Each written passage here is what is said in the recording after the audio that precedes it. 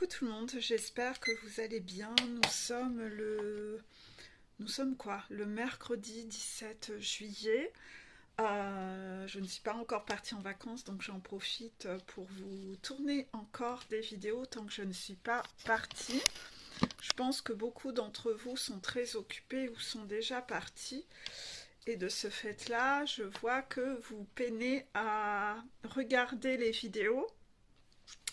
Mais je vois qu'il y a comme un rattrapage en décalé sur des vidéos plus anciennes qui se fait et voilà, donc vous essayez de rattraper une sorte de retard, voilà, c'est ça, les guides me confirment. Euh, Aujourd'hui, on va tourner une vidéo sur le portail qui va arriver. Nous sommes le 17 et j'ai déjà eu l'information du portail hier durant les consultations. Euh, euh, Cette vidéo, bien sûr, apparaîtra beaucoup plus tard, parce que j'ai déjà un stock de vidéos. C'est le portail de la supposite. Voilà, j'aime bien, hein, vous le savez, maintenant vous commencez à vous familiariser avec moi. J'aime créer de nouveaux mots pour vous faire passer un peu des messages. La supposite, c'est la maladie de la supposition. Voilà, hein, tout ce qui finit par it, ça montre un peu ce côté inflammé. Il y a un côté, une infection à l'intérieur de vous. Il y a quelque chose à guérir et vous avez une inflammation, une maladie excessive autour de la supposition. En fait, vous supposez à foison. Vous supposez à foison. Et ça devient un peu maladif chez vous, vous ne vous en rendez même plus compte. Beaucoup de gens disent qu'ils ont lu le livre Les 4 accords Toltec. Eh bien, vous n'avez pas dû assez bien le lire.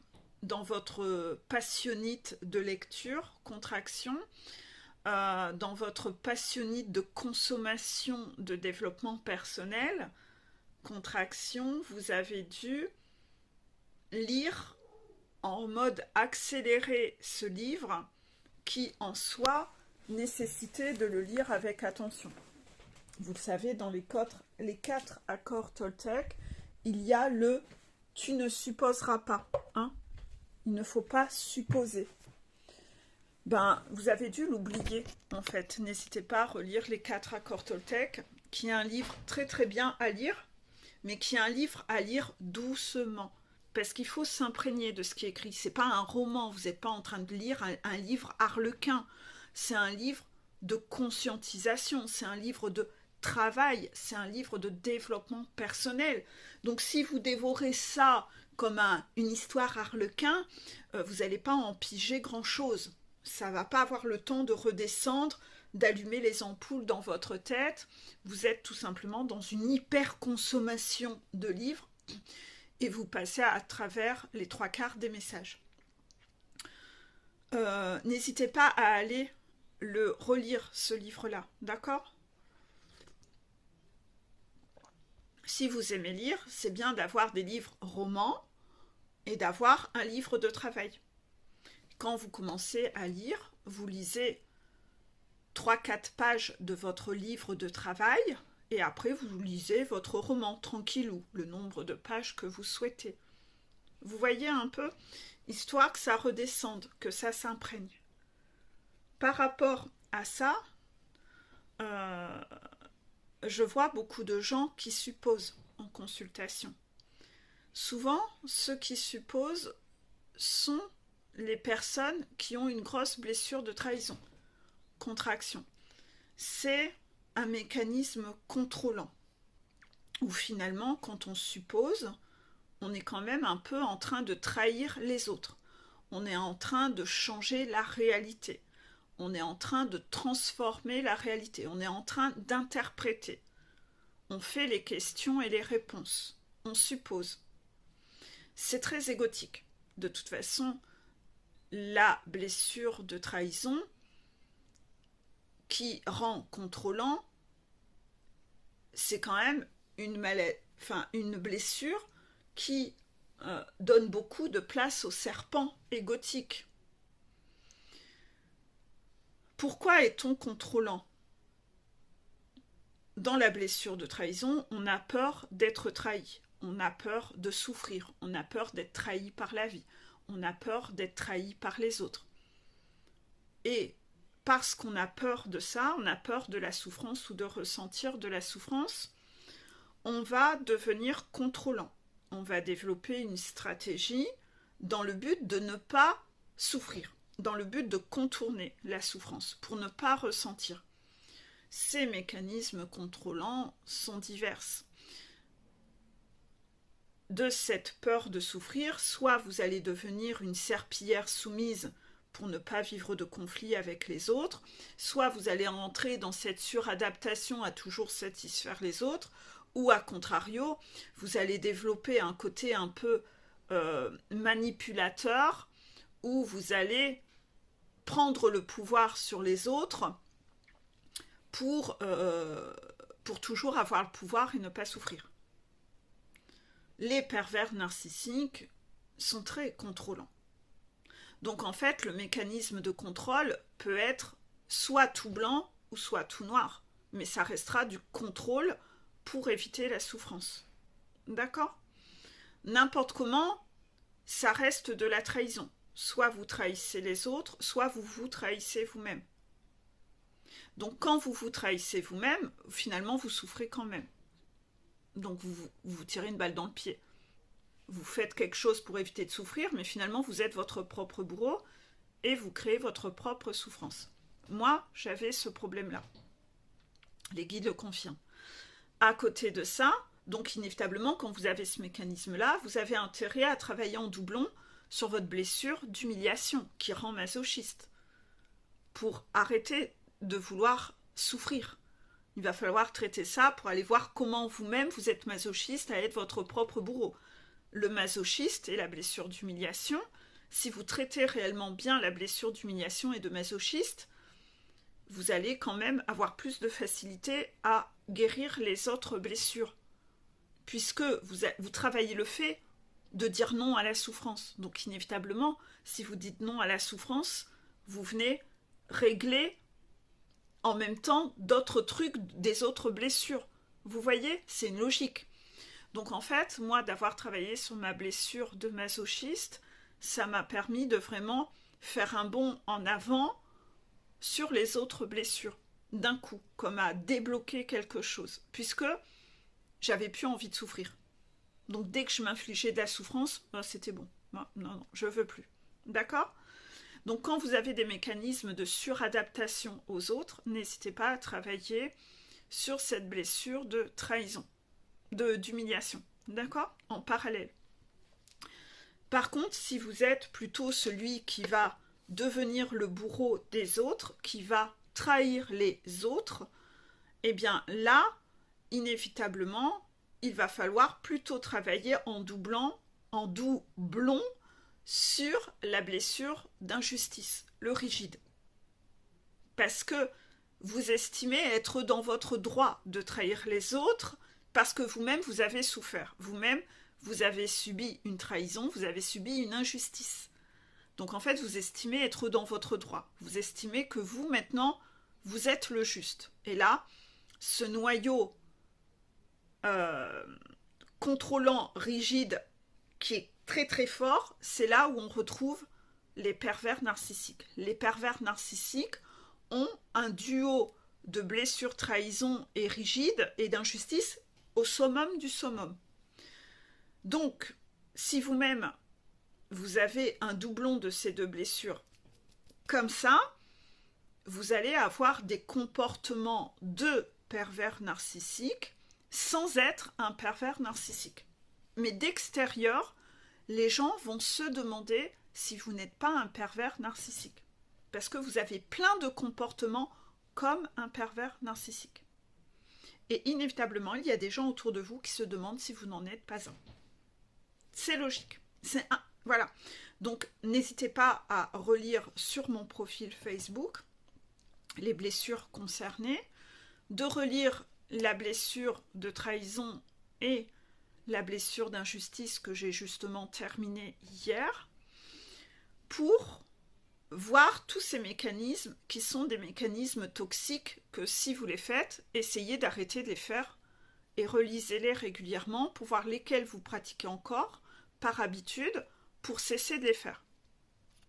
Si vous les faites par habitude, c'est sans doute que vous avez été entouré dans votre cercle par des gens qui le faisaient. Et à force de voir des gens qui le faisaient, vous avez associé, vous avez supposé que c'était la normalité, que c'était normal. Et sur un principe de supposite, vous faites des choses qui ne sont pas OK, en pensant que c'est OK. Le fait d'être, excusez-moi pour le mot, mais utilisons des mots forts pour que ça percute, le fait d'être, entre guillemets, ignorant sur les blessures de l'âme, à aucun moment vous connaissez que c'est quelque chose de dysfonctionnel dû à une blessure. Vous ne savez pas. Donc en fait, vous faites quelque chose qui est toxique sans savoir, par ignorance. Je ne sais pas si c'est mon chat qui a miaulé. Non. Par le fait d'ignorer que ce sont des comportements de pervers narcissiques, c'est pour ça aussi que je fais des articles sur les pervers narcissiques de façon récurrente, vous pouvez, dans votre rigidité, le rigide, il fait les choses comme il a toujours fait. C'est un névrosé du mot toujours. Le rigide fait comme il a toujours fait, comme il a toujours connu, et il ne change pas ses habitudes. Le rigide, c'est la personne la plus statique qui soit. Le rigide, c'est la personne qui a plein de toiles d'araignée. En dessous des bras, dans ses cheveux, il y a plein de toiles d'araignée. Le rigide, il a besoin qu'on le secoue et qu'on le dépoussière pour changer ses habitudes. Et un rigide, il est tellement dur comme du roc, il est rigide, que les méthodes douces avec un rigide ne marchent pas. Contraction. Il faut utiliser le gros bélier, ce gros coup de bois, pour venir tamponner dans sa muraille, pour défoncer sa rigidité. Ainsi, les guides qui ont comme piou-piou un rigide, les guides vont au début être dans la douceur, mais ils vont très rapidement voir que la douceur ne marche pas. Leur méthode aux guides des rigides, ça va être d'y aller petit pas par petit pas. Ils vont augmenter l'intensité. L'intensité de quoi? De leur façon de communiquer. Des expériences de vie qui vont faire vivre à la personne pour donner ses coups de bélier, des foudres. Tout va monter en intensité. Pourquoi ils vont y aller progressivement?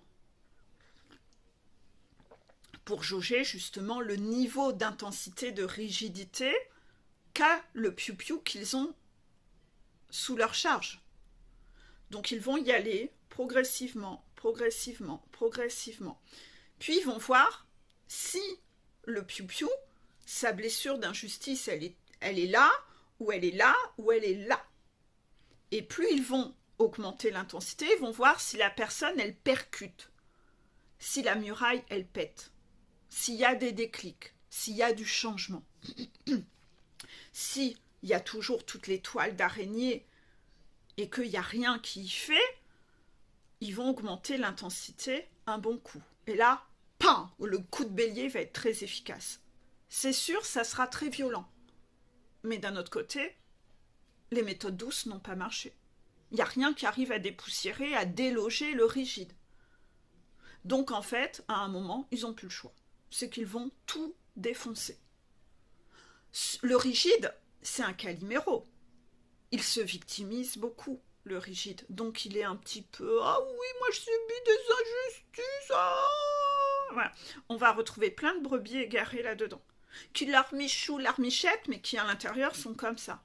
Donc, c'est là où vous allez retrouver ces gens qui vont larmoyer parce que « Oh, c'est injuste, on est venu défoncer ma muraille, Mais en fait, c'est un vrai cinoche. Parce qu'en fait, tous les moments où on a essayé de discuter avec eux de façon cool, ça n'a pas marché en fait.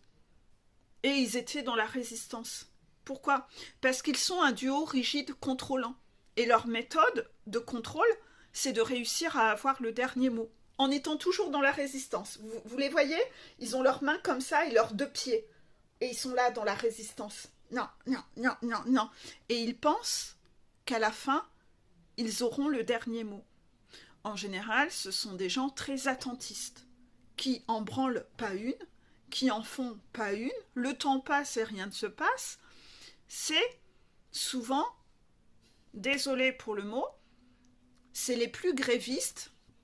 Là, c'est le mot de Peggy, mais je vais utiliser le mot que les guides veulent que j'utilise. C'est des grosses feignasses. C'est des grosses feignasses, c'est des gros grévistes, c'est des attentistes, c'est des gens qui en branlent pas une, mais qui, quand on essaye de leur faire passer le message, j'aurai gain de cause, j'aurai gain de cause, non. Et après, le jour où ça leur tombe sur la gueule, là, c'est injuste. Vous voyez? C'est du gros cinoche, en fait. C'est du gros cinoche. Et là, ils vont souvent réenclencher la méthode du tu qui tue. Ils sont très forts à ça. C'est la grosse méthode du tu qui tue. C'est qu'en fait, ils en ont pas branlé une. Ils n'ont rien voulu faire.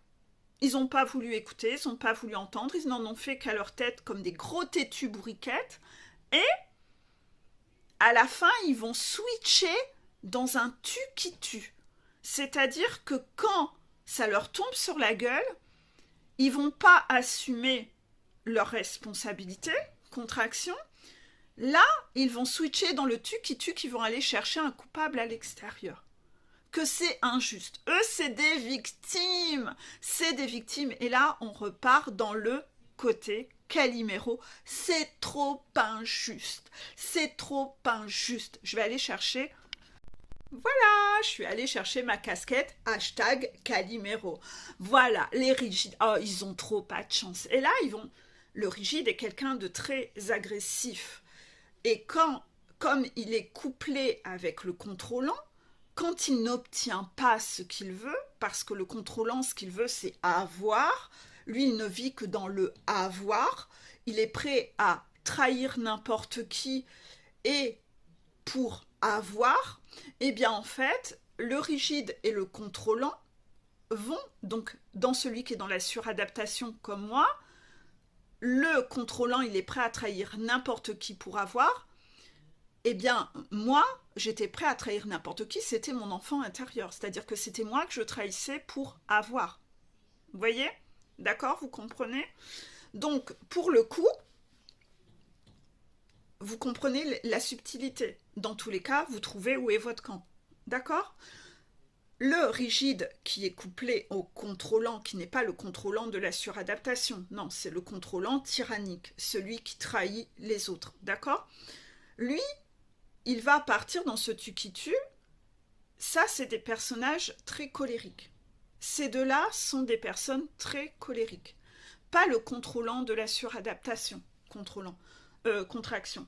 Le contrôlant qui est en mode suradaptation, lui, il va pas être colérique. Lui, il va étouffer sa colère parce qu'il estime que c'est pas beau, la colère. Donc en fait, il diabolise la colère. Moi, j'ai diabolisé la colère pendant longtemps. Donc je refusais d'être en colère. Je me faisais bouffer tout cru par les contrôlants et les rigides, qui avaient donc une emprise sur moi. D'accord? Je vous explique beaucoup de choses. Je pense que vous allez devoir réécouter cette vidéo plusieurs fois. Mais le contrôlant qui est plutôt dominant, d'accord, on va l'appeler comme ça, le contrôlant dominant, lui, quand il n'a pas ce qu'il veut, lui qui vibre à fond le avoir, quand il n'a pas ce qu'il veut, il se transforme en petit enfant capricieux qui tape des pieds et des mains parce que c'est pas juste, j'ai pas eu ce que je voulais, on m'a trahi, la vie elle m'a trahi, c'est de la faute d'eux. Voilà, vous voyez? Et le rigide, il est très colérique.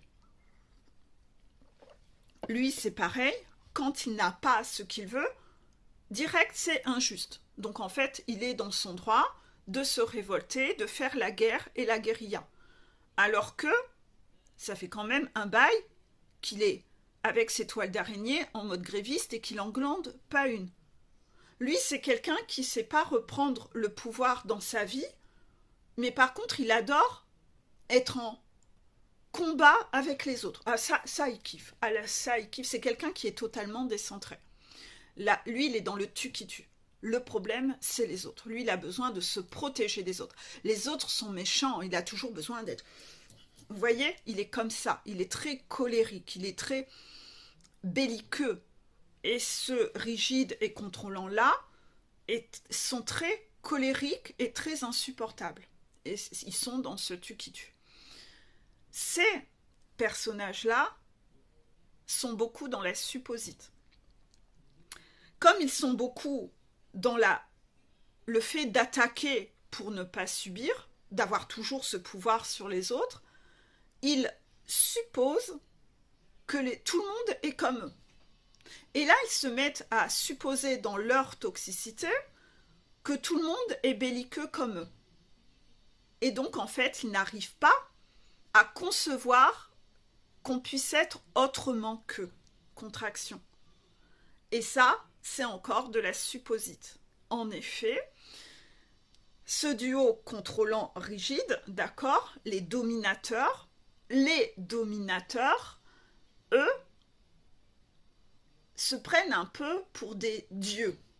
Donc, c'est pas concevable que quelque chose d'autre qu'eux et que mieux qu'eux existe sur Terre. C'est pas possible.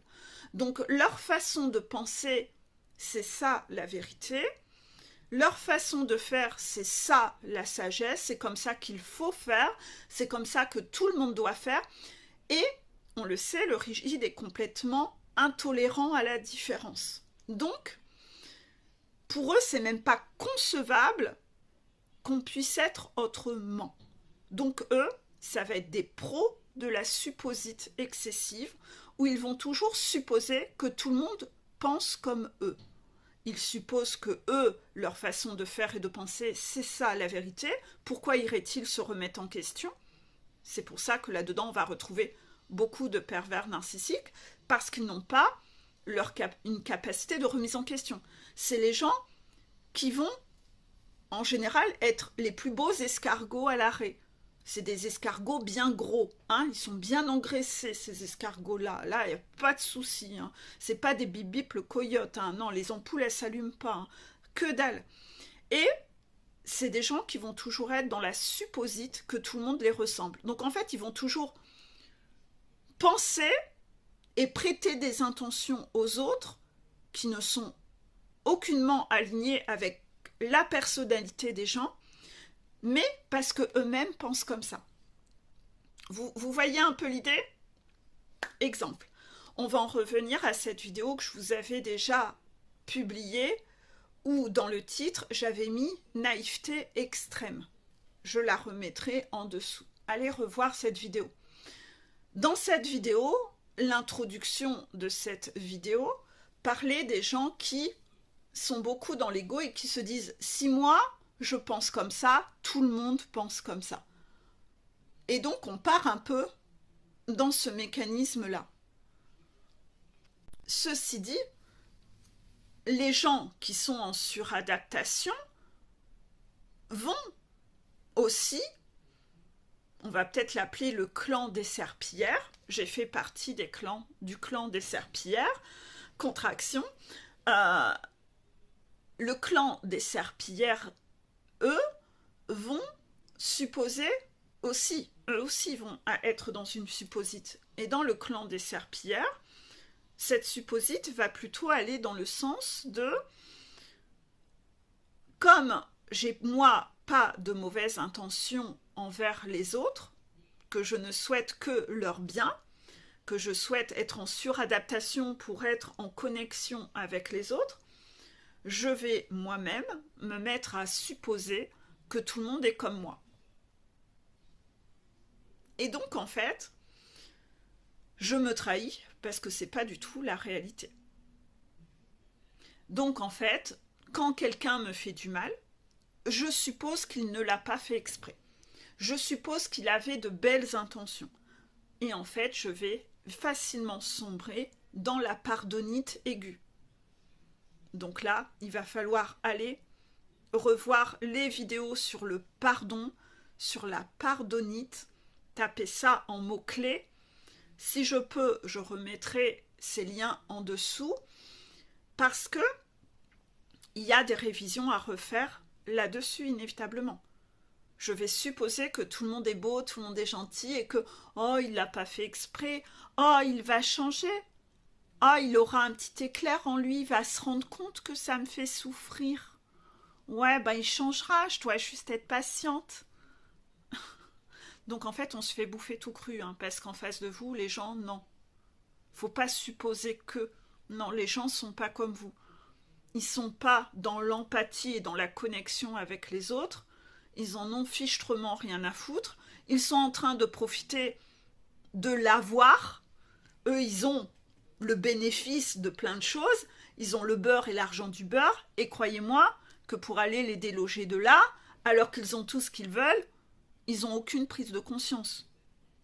Ils en ont rien à foutre. Ils n'ont pas cet éclair de compassion envers les autres. Oh, que dalle. Donc en fait, ces gens-là ne changeront pas. D'accord? Donc inévitablement, le clan des serpillères va devoir se rebeller un peu contre les dominateurs, parce que vous allez voir que la petite méthode douce, elle ne marche pas avec eux. C'est le gros coup de bélier, en fait, dans la muraille qui marche. Donc, le clan des serpillères qui va essayer de se relever tout doucement, eux aussi vont devoir faire comme les guides, c'est monter le niveau et voir, mais à quel moment l'autre personne, elle m'écoute, en fait? À quel moment l'autre personne, elle prend en considération mon message? Et le clan des serpillères va voir que la petite méthode douce, ça prend pas. Il va falloir monter le son, remonter le son, répéter, taper du poing. Puis à un moment, on est obligé d'hurler en fait. Parce que l'autre en face, il en a mais rien à foutre. Il n'écoute pas. Pourquoi? Parce qu'il est en mode gréviste à attendre que vous cédiez à ses caprices. Parce que lui, c'est sa méthode. C'est d'attendre que le clan des serpillères se fatigue et redevienne une serpillière. Donc il y a tout un jeu de pouvoir là-dedans. Il y a les baiseurs et les baisers. Les baisers vont devoir apprendre à arrêter de se faire baiser et les baiseurs vont devoir arrêter de chercher à baiser les autres. Et le parcours flamme jumelle, c'est un peu ça. Guérir de ces jeux de pouvoir, de soumission et de pouvoir, de dominant. Et vous avez vu, tout est basé sur le fait que ça part du problème d'une supposition, de supposite. De supposer que moi, parce que je suis ainsi, les autres sont comme moi. Non. En soi, c'est très égotique de penser que parce que je pense comme ça, parce que je fais ça, parce que je vibre comme ça, que tout le monde est une copie conforme de moi. Non. Je ne suis qu'un tout petit individu sur Terre. Il y a une multiplicité de personnes, il y a une multiplicité de fonctionnements, de tempéraments dus aux blessures de l'âme. Il y a plein de gens qui travaillent sur eux, d'autres et beaucoup plus qui ne travaillent pas sur eux et qui ne se documentent même pas là-dessus, qui sont dans l'ignorance de tout ça, qui n'ont donc pas de prise de conscience et qui ne bougeront pas. Dans un parcours FJ, on n'a pas le droit de ne pas bouger. On est secoué jusqu'à ce qu'on bouge. Donc, inévitablement, les FJ sont des personnes qui, eux, vont devoir conscientiser des choses et se transformer. C'est un parcours de guérison. C'est un parcours de transformation. Pour ne plus être dans l'avoir, mais pour être dans l'être. Pour être dans l'être. Vous avez vu comment la supposite peut créer beaucoup de problèmes. Donc c'est bien beau. À un moment, il faut quand même aller travailler en profondeur sur le mécanisme de base qui crée plein d'autres mécanismes en chaîne. Je pense que vous avez vu que plus je fais de vidéos, plus je cherche à vous amener plus profond, à travailler aussi sur ces problèmes de base qui créent plein d'autres problèmes dans votre vie. depuis janvier, c'est pour ça que je fais des vidéos autour de portails. Ces portails, c'est pas moi qui les décide, c'est des guides. À chaque début de mois, il y a une vidéo qui parle du portail. Pendant tout le mois, et ça c'est depuis janvier. Toutes les vidéos derrière font travailler des notions, des révisions autour de la thématique. Le mois suivant, on recommence un portail, on retravaille tout, donc c'est important. Profitez peut-être en ce moment le fait que j'échelonne mes vidéos et que j'espace pour aller revoir ces vidéos-là. Plusieurs d'entre vous en coaching m'ont dit qu'ils reprenaient mes vidéos depuis le début. D'accord? C'est important. Parce que vous allez voir le nombre de choses que vous n'avez pas compris et où, même dans les compréhensions, vous avez sombré dans une supposite ou dans une passionnite où vous avez compris tout à l'inverse, à cause de votre aveuglement de passionnite ou parce que vous avez été dans une supposite et vous avez tout traduit complètement à l'inverse.